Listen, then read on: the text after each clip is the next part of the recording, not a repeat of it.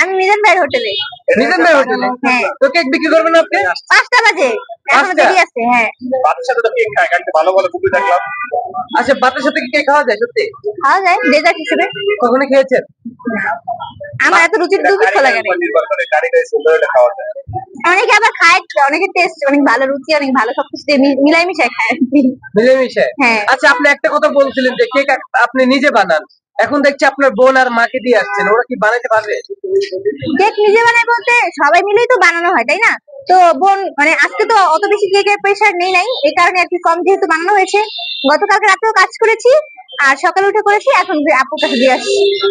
তাহলে পারবে আপনার ধারণা? হ্যাঁ, অবশ্যই পারবে।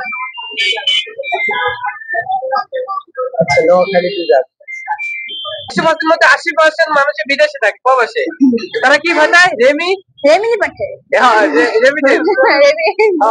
এগুলো পাঠায়। তো আসলে এবারে যদি বন্ধ করে দেয় তাহলে কি বাংলাদেশ চললো? আচ্ছা, বাংলাদেশের 66 জেলা হিসেবে কোন জেলা সব থেকে ধনী জেলা? আমি হলো নোয়াখালী। কুমিল্লা না? কুমিল্লা।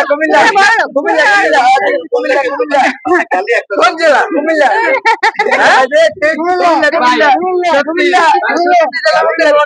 ঠিক আছে।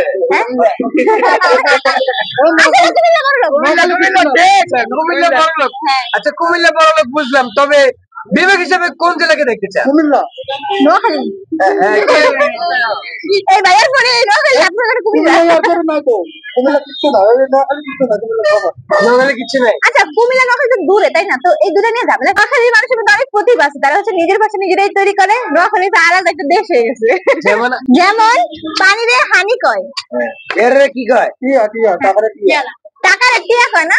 পেয়ারা কিছু পেয়ারা। টাকারে কি বলে? পেয়ারারে কি বলে? বয়াম বলে। হ্যাঁ, পেয়ারাকে বলা হয় গোয়াম। আর এটা কি বলে না? উরে বাবুরে নাকি যেন কথা বলে না একটা? ওরে বাবুরে, কি হয়ে গেছে? নোয়াখালী ভাষা পারে? মিজান ভাই মিষ্টি আপু কখন আসেন?